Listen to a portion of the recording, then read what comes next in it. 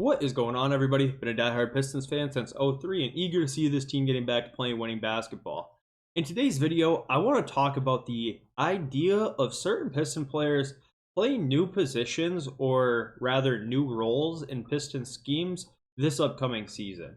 We are going to go in order from guys that I would most like to see at these new positions to guys that I would least likely to see at these new positions. So to kick things off, one thing that I do want to explore more of is Assar Thompson as a small ball four. So at the start of last year and for the better half of the year, Assar Thompson was technically a three on paper, and in the offense he did exactly what you would expect.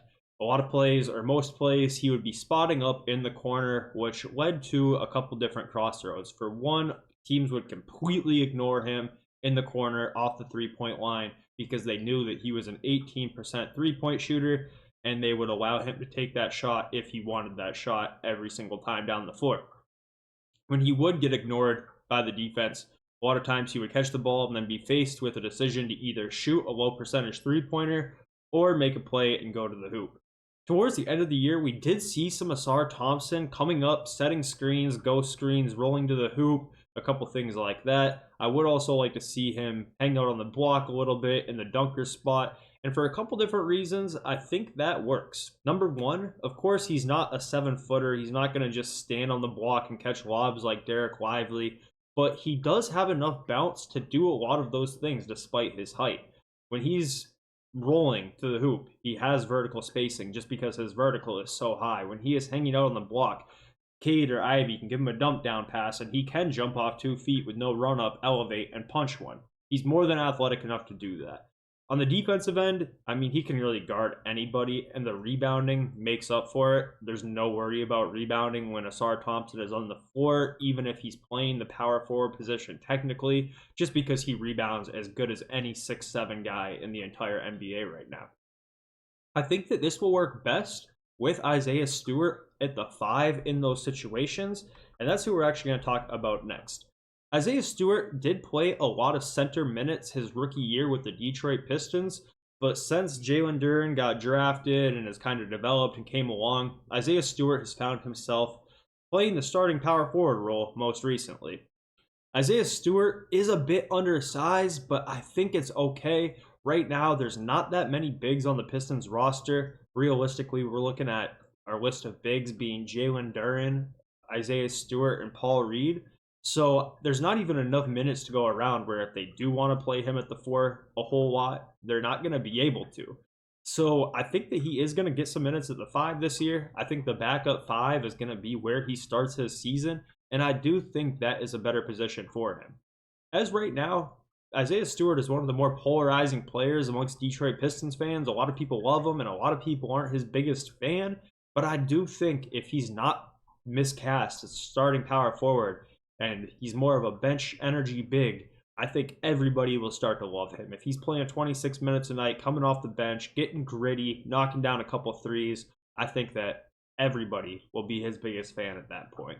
Isaiah Stewart, of course, has developed his jump shot, which is awesome, but even then, he doesn't have a lot of the skill sets that you do see from other power forwards in the league. You've got teams like the Celtics playing Jason Tatum at the 4, who's able to relocate, create his own shot, and all of those things, shoot off movement, where Isaiah Stewart's more of a standstill shooter who can't really attack closeouts as of yet. I think that the backup 5 will be a better position for him, and I think that anyone who thinks otherwise will be convinced in this direction as they see it unfold. Moving on here to Jayden Ivy. Now, Jayden Ivy is a tricky one because in his rookie year, after Cade went down, he was pretty much playing point guard, realistically. I mean, he was sharing the floor with Killian Hayes a lot, but there was a ton of on-ball reps for Jayden Ivy in his rookie year. Last year, for the better half of the year, especially when Cade was healthy or when he was coming off the bench, all of those type of things, he was playing a lot more off-ball, technically a shooting guard role, but even then you would see him spotting up in the corner, not getting used in the offense a whole bunch, not taking a bunch of on-ball reps. But I do think that Jayden Ivy, whether you want to call it a point guard or whatever, will just be seeing a lot more on-ball reps this upcoming season for a couple different reasons. One, we don't have anybody else besides Cade that really fits that role perfectly at this point in time. Last year, there was other guys like Killian Hayes on the roster, Monte Morris for a small point in time, even towards the end of the year, like Malachi Flynn, who were these guys who were actually real point guards, but right now our potential point guards are Cade, Ivy, and Sasser. So I think just listening to JB Bickerstaff talking about how he's going to go about handling these minutes, he said that he wants to keep one of his dynamic players on the floor at all times. Reading between the lines, what that tells me is at the start of the game, either Cade or Ivy, whether they're starting together, Cade's going to be the primary point guard, but when Cade goes to the bench, he is going to use his other dynamic player in Jayden Ivy as the primary initiator. So he will be the one bringing the ball up the court, taking high screens from Duran or Stu or who's ever in the game, and just allowed to create his own offense as a point guard within that role. So whether he's actually a point guard on paper or not this upcoming season, that's a different question, but I do think we'll be seeing him a lot more on ball than we did last year, more akin to how he played in his rookie year. Moving on to Cade. Now, we do have to talk about him, especially because JB Bickerstaff on a recent podcast said that he believes Cade can play 3 positions. Now, as I mentioned at the start of the video, we were going from most likely to happen to least likely to happen. I know there's been people in this camp for a long time that says, hey, Cade's more of a 2, or hey, Cade's more of a 3. Put him in more of a Jason Tatum or Paul George type of role. I don't think that's that likely to happen, even if you believe that he can, and JB Bickerstaff believes that he can, because we don't have the personnel to put Cade at the 2 or 3 for entire games. As I mentioned when we were talking about Ivy, the only guys on our roster that can potentially really be even thought of as point guards are Cade, Ivy, and Sasser. But then once you start talking about Sasser, you don't even know if he's going to be in the rotation, and he's just more of a go get me a bucket type of player anyways. He is not a true blue floor general, set the table type of point guard. So I just don't think there's the personnel on this team for Cade to get that many off-ball reps. You might see it every now and again, but I just don't see a world where Cade is moved to a 2 position where he's taking pin down screens and coming off dribble handoffs all game, because we just don't have anybody else who can be that guy that walks the ball up the floor and initiates the offense.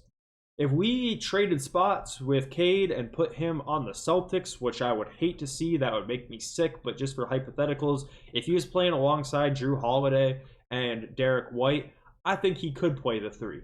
If you had guys like that around him that could take the burden off of him and it would actually make sense. But right now, our roster just doesn't have those types of players where it would make sense to be putting Cade into those type of roles. So I don't think it's that likely that we see Cade play anywhere else other than point guard this year. So let me know if you guys have anybody who maybe we talked about different opinions on, or other guys on the roster that you would like to see play newer type of roles that we haven't seen from them yet. Look forward to catching up soon. Bye.